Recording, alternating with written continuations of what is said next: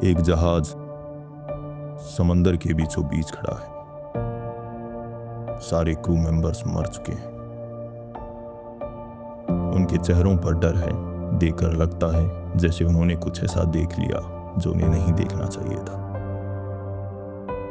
खुली आंखें, ऊपर उठे हुए हाथ, जैसे किसी से बचने की कोशिश कर रहे हों।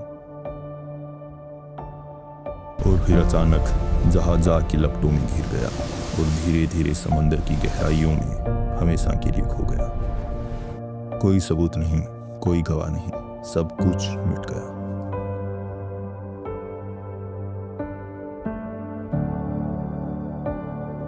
ये कहानी है SS औरंग मैडैन की, उस जहाज की जिसका रहस्य आज भी अनसुलझा है।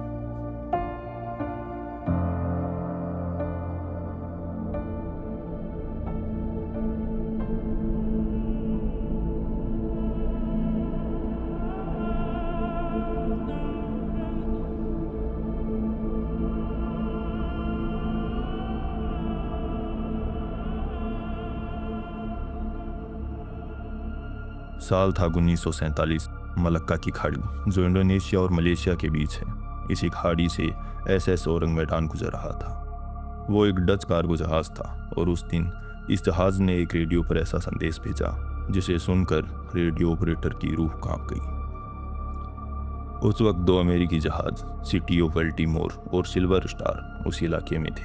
अचानक उन्हें अपने रेडियो पर टूटे फूटे शब्दों में एक मैसेज मिला। सभी अधिकारी मर चुके हैं कैप्टन जी। चार्ट रूम और ब्रिज पर लाशें बिखरी हैं और शायद पूरा क्रू मर चुका है। इसके बाद कुछ और शब्द और आवाज़ें सुनाई दी जिन्हें ठीक से समझा नहीं जा सका और फिर अंत में सिर्फ एक आवाज़, मैं मर रहा। यह वो आखिरी संदेश था जो SS औरंग ने दुनिया को भेजा था। सिल्वर स्टार ने तुरंत औरंग की दिशा में रुख किया और कुछ घंटों बाद वो औरंग तक पहुंच गया। औरंग जहाज बाहर से बिल्कुल ठीक लग रहा था। कोई नुकसान या किसी टक्कर के निशान नहीं थे। लेकिन जब सिल्वर स्टार के नाविक उस जहाज पर चढ़े तो उन्होंने जो देखा उसे देखकर उनकी आंखें खुली की खुली रह गई। पूरे जहाज पर हर तरफ लाशें ही लाशें थी। क्रू मेंबर्स के शव डेक पर, इंजन रूम में, ब्रिज पर, हर जगह बिखरे पड़े थे। और इससे भी ज्यादा चौंकाने वाली बात यह थी कि उन सब के चेहरे पर एक भयंकर डर था। खुली आंखें ऊपर की ओर घूर रही थी, मुंह खुले हुए जैसे कोई आखिरी चीख चीखी हो, हाथ हवा में उठे हुए जैसे किसी चीज को दूर धकेल रहे हैं। यहाँ तक कि जहाज का कुत्ता भी मरा पड़ा था और उसके चेहरे पर भी वही डर और खौफ था। जहाज पर कोई निशान नहीं था, न टकराव का, न किसी हमले या लड़ाई का, और न किसी इंसान या जानवर पर कोई जख्म था। एक बूंद खून भी नहीं। सिल्वर स्टार के नाविक जहाज पर किसी जिंदा इंसान की तलाश कर रहे थे। तभी अचानक उन्हें कुछ अजीब लगने लगा। बाहर तेज धूप और गर्मी थी, लेकिन उस जहाज के अंदर सिल्वर स्टार के नाविकों को ऐसी ठंड लग रही थी कि उनका शरीर कांपने लगा। सिल्वर स्टार के नाविक अभी उस जहाज को देख ही रहे थे कि अचानक कार्गो वाले हिस्से से धुआं उठने लगा और देखते ही देखते आग लग गई। आग इतनी तेजी से फैल रही थी कि सिल्वर स्टार के नाविकों को वापस अपने जहाज पर लौटना पड़ा। और फिर धीरे धीरे वो जहाज समंदर की गहराइयों में हमेशा के लिए खो गया। सारे सबूत, लाशें और राज, सब कुछ खत्म हो गया। बस एक सवाल रहा कि उस जहाज पर हुआ क्या था।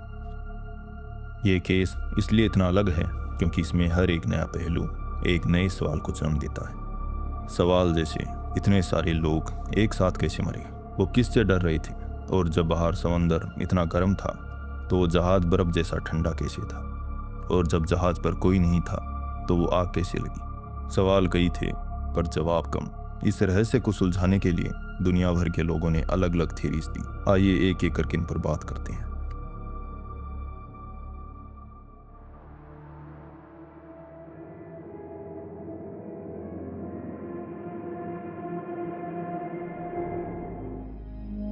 उस वक्त मलक्का स्ट्रीट के नाविक उस इलाके को बरमुंडा ट्रायंगल ऑफ एशिया बुलाते थे।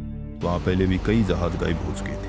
वहाँ कई अजीब घटनाएं होती थी। मौसम अचानक से बदल जाता, जहाज पर से लोग गायब हो जाते और कई बार जहाज के लोग पागलों की तरह चीखने लगते। इसके अलावा भी कई और चीजें थी, जैसे अचानक से तूफान और धुंध का आ जाना और अजीब आवाजों का सुनना। लोगों का मानना था कि उस जगह कोई इविल एंटिटी या किसी दूसरी दुनिया का पोर्टल था जो जहाज़ों को अपनी ओर खींचता था।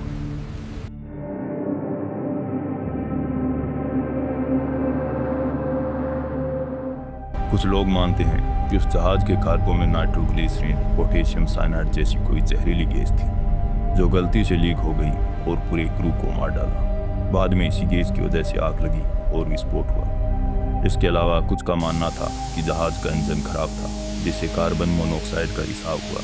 कार्बन मोनोऑक्साइड ना तो आंखों से दिखाई देती है और ना ही उसमें कोई गंध होती है, और इसलिए किसी को कुछ पता चलता इससे पहले ही वो सब मारे गए। ये थ्योरी लॉजिकल लगती है, पर इसमें कई ऐसे सवाल हैं जिनका कोई जवाब नहीं मिलता। जैसे अगर जहाज पर कोई जहरीली गैस लीक हुई थी तो सिल्वर स्टार के नाविकों पर उसका असर क्यों नहीं हुआ, और अगर उसका असर खत्म हो गया था तो फिर वो आग कैसे लगी। अगर वो कार्बन पॉइजनिंग थी तो उनकी मौत नींद जैसी होती, पर उन सब के चेहरे पर डर था जैसे उन्होंने कुछ भयानक देख लिया हो। ये सबसे चर्चित और इंटरेस्टिंग थ्योरी है। कुछ इन्वेस्टिगेटर्स का मानना है कि एसएस औरंग जहाज असल में एक स्मगलिंग जहाज था जिसमें वर्ल्ड वॉर 2 के बचे हुए जापानी रासायनिक हथियार रखे थे। जापान ने दूसरे विश्व युद्ध में बड़े पैमाने पर रासायनिक हथियार बनाए थे, और जब अमेरिका ने जापान पर न्यूक्लियर स्ट्राइक की और युद्ध खत्म हुआ तब जापान को उन हथियारों को नष्ट करने के आदेश मिले, लेकिन उनमें से कुछ हथियार गायब हो गए। थ्योरी ये है कि वो हथियार सीक्रेटली यूरोप और अमेरिका भेजे जा रहे थे, क्योंकि ये कोल्ड वॉर का वक्त था और इसलिए ऐसे हथियार बहुत महत्वपूर्ण थे, और शायद ऐसे ही हथियार उस दिन उस जहाज पर थे। रास्ते में कंटेनर लीक हो गया और पूरा क्रू मारा गया, और इसे छिपाने के लिए गवर्नमेंट ने सारे सबूत मिटा दिए और जहाज में आग लगा दी। और यही वजह है कि किसी भी ऑफिसर रिकॉर्ड में उस जहाज का कोई जिक्र नहीं मिलता। अगर ये सच है तो ये सिर्फ एक मिस्ट्री नहीं है, बल्कि एक बहुत बड़ा कवर अप है।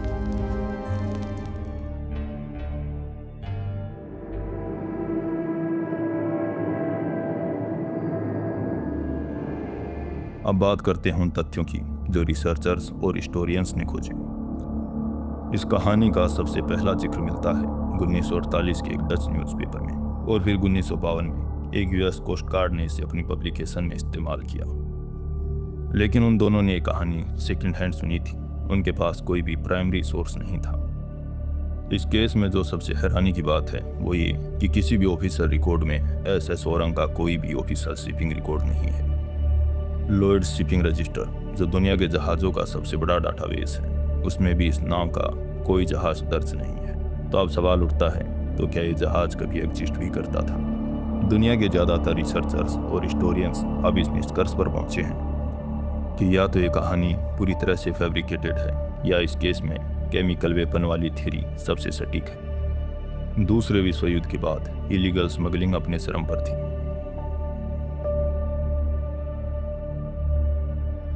मलक्का स्ट्रीट उस वक्त एक बड़ा स्मगलिंग रूट हुआ करता था। नाइट्रोग्लिसरीन और पोटेशियम साइनाइड जैसे केमिकल अगर अनस्टेबल कंडीशन में रखे जाएं तो वो टॉक्सिक गैस रिलीज कर सकते हैं, जो कि बाद में आग और विस्फोट का कारण भी बन सकता है। इस केस में जो सबसे अजीब था वो था मरे हुए लोगों के चेहरे पर भयानक डर। लेकिन मेडिकल साइंस के मुताबिक ऐसे केमिकल हैं जो केमिकल पॉइजनिंग होने के बाद नर्व और मसल्स को फ्रीज कर देते हैं, जिस वजह से मरते वक्त जो एक्सप्रेशन होता है वो मरने के बाद भी वैसे का वैसा ही रहता है।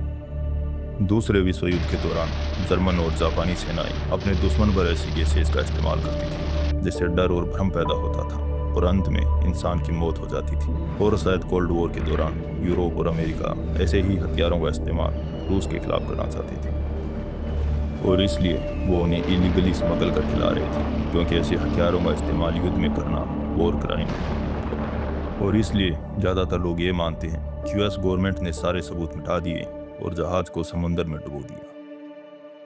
हालांकि कुछ लोग इसे महज एक मनगढ़ंत कहानी मानते हैं जो नाविकों और लोगों ने फैलाई थी, और फिर लेखकों और अखबारों ने इसे अपने हिसाब से बढ़ा चढ़ाकर बताया।